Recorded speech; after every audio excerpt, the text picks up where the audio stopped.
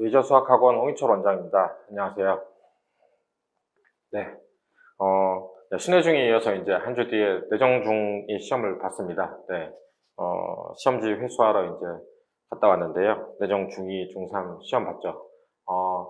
지난 아주 꽤 오래 전에 이제 어렵게 나오던 내정 중학교가 몇 년 전부터 되게 좀 쉽게 나오는 경우가 있고 가끔 이제 어렵게 나오는 거 말고는 이렇게 어렵게 내진 않았던 것 같아요. 내정 중 애들이 기본적으로 수학을 잘 하긴 하지만 어렵지 않아서 애들이 크게 망하거나 이런 일이 많지는 않았었는데 그러면서 이제 그래도 중2가 더 쉽고 중3이 좀 어려운 기조가 유지되다가 코로나 이후로 좀 쉽게 유지되다가 이제 조금씩 어렵게 내기 시작했죠.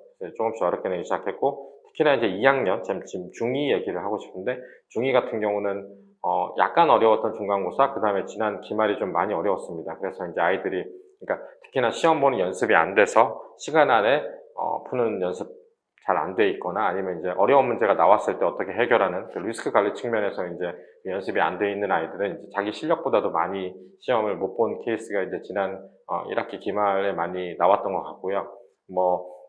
앞으로도 중2도 순회중도 그렇고 예전처럼 그냥 쉽게만 내지는 않는 것 같아요. 그러니까 물론 지금 2-2 자체가 내용이 그때보다 더 어렵긴 하지만 앞으로 나올 기말고사도 아마 더 어렵게 나오지 않을까 생각하는데 일단 중간고사는 지난 기말보다는 쉬웠습니다. 그러니까 크게 어떤 아이들은 이제 힘들었을 수도 있는데 문제 전체 난이도를 볼 때는 일단 1학기 기말보다는 좀 쉬웠고요. 그래서 이제 아마 기말에 훨씬 더 어렵게 나오지 않을까?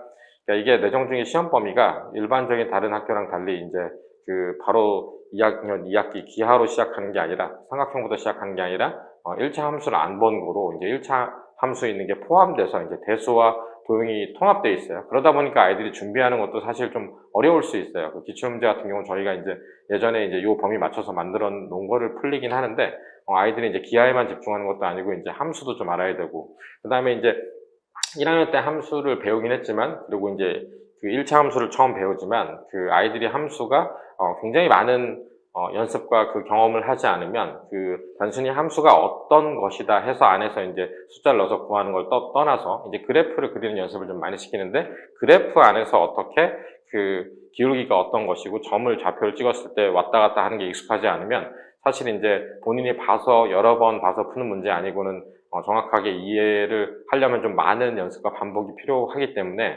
약간만 이제 함수가 어렵게 나오거나 조금 안 본 문제가 나오면 좀 힘들어하는 경우가 있을 거라 생각합니다. 문제 전체적인 난이도는 어렵진 않았지만 앞부분에 이제 문제들이 함수가 나오고 뒤에 도형이 나올 때 보기 같은 경우 여기 나왔던 이런 것들이 숫자가 좀 많기 때문에 그냥 아주 편안하게 쉽게 푼다기보다는 한 문제 한 문제 정확히 알고 풀어야 되는 것들이 많아서 어떻게 보면 시간이 좀 많이 오래 걸렸을 아이들이 있어서 제 생각엔 평소 때 시간 걸린 연습을 많이 해도 사실 하던 안 하던 사실 중등시험은 시험관이 많이 남는 게 정상이라는 얘기를 많이 하지만 요즘에 이제 아이들의 연습 상태랑 문제 나올 때 이런 보기랑 뒤에 도형 같은 경우도 마지막 문제 보면 22번도 기, 영, 니은, 디귿해서 미음까지 다 검토를 해야 되거든요. 그러니까 요거를 정확하게 빨리 검토를 하기가 시험장에서 되게 쉽지 않은 거로 이게 이제 시험 보는 연습을 시간 안에 보는 걸 연습을 많이 안 하면 본인 실력만큼 아마 시간이 없어서 한 두세 문제 못 풀고 이제 이런 케이스가 많았을 거라 생각을 하고 저도 이제 시험지 회수를 나가서 이제 아이들을 봤는데 이제 아이들 표정은 밝았어요. 밝은 이유는 이제 지난 기말 때 이제 와장창 많이 틀렸던 아이들이 그때보다 잘 봤다 이거죠. 근데 이제 그거는 난이도가 조금 그때보다 좀 쉬웠기 때문이고요. 여전히 이제 이게 시간이 부족한 아이들은 연습을 좀 많이 해야 된다고 생각합니다. 연습은 사실 이제 저희 내신반에서도 하듯이 기본적인 규정 센이나 아주 쉬운 유형서 같은 걸로 정말 많은 반복을 해서 아이들이 이 문제가 거의 외워질 정도로 돼야 이 문제를 안다라고 얘기하거든요. 거기서 이제 심화 문제를 출발해야 되는데 항상 이제 한두 번 풀고 오답하고 하다 보면 항상 새로운 문제를 만나서 푸는 것처럼 이렇게 되면 사실 이제 시간이 부족할 수밖에 없거든요. 그런 걸 염두에 둬서 기말 어렵습니다. 지금 이제 이 아이들이 범위 자체가 이제 도형이 좀 짧아서 뒤에 나오는 도형들 닮음서부터 해서 피타고라스는 잠깐 섞여 있겠지만 그 뒤로 닮음과 닮음 활용, 그다음 경우에서 순열 확률 나오는 것들은 어떤 아이들이 봐도 힘들어하는 단원과 시험이기 때문에 선행도 열심히 하겠지만 기말 준비는 지금보다 아마 더 열심히 하고 시험 보는 연습도 많이 해야 될 거라 생각합니다. 문제를 보면 1번 틀린 애들이 있는데 여기 지금 이거 틀렸네요. 1번은 이게 많이 하죠. 이제 일차함수의 그 식을 이제 여기 마치 활용처럼 이제 식을 써서 이게 일차함수식 보는 건데, 이것도 정확하게 연습이 안 되면 그냥 평소 때 문제 풀 때 이게 이런가 싶어서 찍고 여기 그렇다고 지나갔던 애들은 시험장에서는 사실 더 떨리고 하면 정확하게 잘 안 되거든요. 그래서 이게 정확하게 진짜 하나하나 보기 하나하나 파헤쳐서 하는 연습이 필요한 것 같고요. 그래서 이제 일차함수 문제가 나왔는데, 아이들이 아직까지 그래프에서 왔다 갔다 하는 거, 절편을 구하는 거, 기울기의 개념이 이 그래프랑 왔다 갔다 하는 게 이제 자유롭게 되는 연습이 많이 되는 학생들이 아니면 5번 같은 문제, 제가 5번을 지금 풀려고 했는데 이런 것들이 좀 힘들 수 있다는 생각이 좀 들고요. 그래서 함수가 전형적인 문제들이 많이 나오긴 했지만, 아이들이 1차 함수에서 이제 좀 낯설거나 힘들어하는 것들이 있죠. 절편을 구한다든가 기울기, 이런 것들을 좀 접했을 때 시간이 오래 걸리거나 못 풀었을 것 같고요.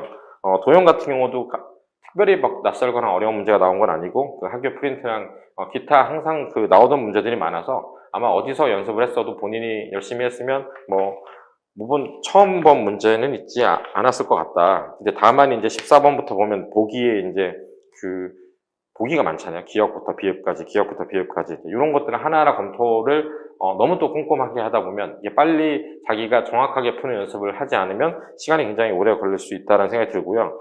19, 20번 문제도 사실 어려워 보이지만 이것들도 항상 어디 가나 많이 있어서 연습을 많이 했던 문제라서, 도형 같은 경우는 연습을 많이 하는 게 필요하다고 생각을 하고요. 특히 닮음 같은 경우는 안에서 닮음 자체가 도형을 찾아내는 게 되게 힘들어요. 그리고 이제 닮음을 찾아낼 때 더 어려운 거는 거기에 합동이 섞여 있으면 찾기가 더 힘듭니다.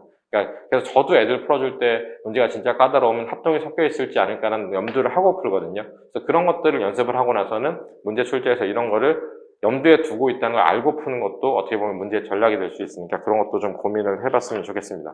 기말 어려울 거예요. 그래서 아무튼 연습 많이 해서 보셨으면 좋겠고, 제가 보통 도형 많이 푸는데 여기는 1차 함수 애들이 좀 힘들어하는 부분들이 있어서 1차 함수 문제를 하나 풀어보도록 하겠습니다. 그래프를 안 그려놨네요. 그래프가 여기서 만난 그래프가 있어요. 요게 y는 ax 더하기 b라고 한 것 같고요.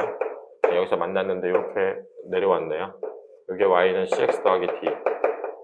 1을 잡아서 하나는 여기 좌표가 있고 여기 좌표가 있고 이게 주어진 거죠. 여기에 해석에 대한 문제인데 1차 함수죠. 일단은 기울기가 이게 감소라서 음수예요. 이런 것도 헷갈리는 애들인데, 기울기는 x가 증가할 때 y가 증가해서 요 방향으로 가는 걸 우리는 증가라고 그러죠. 그죠? x가 증가할 때 y가 감소하는 요걸 감소라고 하기 때문에 이 두 함수는 감소함수가 되겠습니다. 감소 기울기는 이게 요렇게 가서 y축에 더 가파르게 갈수록 기울기가 마이너스 값이기 때문에 이 값이 더 작은 값이 되죠. 그래서 결국은 이제 a랑 기본적인 정보를 해보면 a도 0보다 작고 c보다 0보다 작은 거예요. 이제 이게 1차 함수의 기울기겠죠. 이 기울기가 둘 다 작은 상태에서 그럼 누가 크냐라고 얘기할 때는 이쪽보다 이쪽이 더 가팔라서 더 음수 쪽으로 가깝기 때문에 c가 a보다 작다. 그래서 이제 요게 이제 맞는 얘기가 되겠고요. 이제 요런 거를 해석하는 건데, 자, 요걸 보고 보통은 이제 고등학교 가면 이게 0,0과 a, b의 기울기라 판단하는 경우도 있지만, 여기는 여기 안에 들어가 있잖아요. 이게 아마 b일 텐데, 요게 나오는 식을 생각해보면 우리가 이제 이걸 알아내야 되는데, y에다 0 넣었을 때 나오는 x 값이 요게 비슷하게 나오죠. 근데 그게 보통 x 절편이라 그러죠. y에 0 넣었을 때 나오는 거.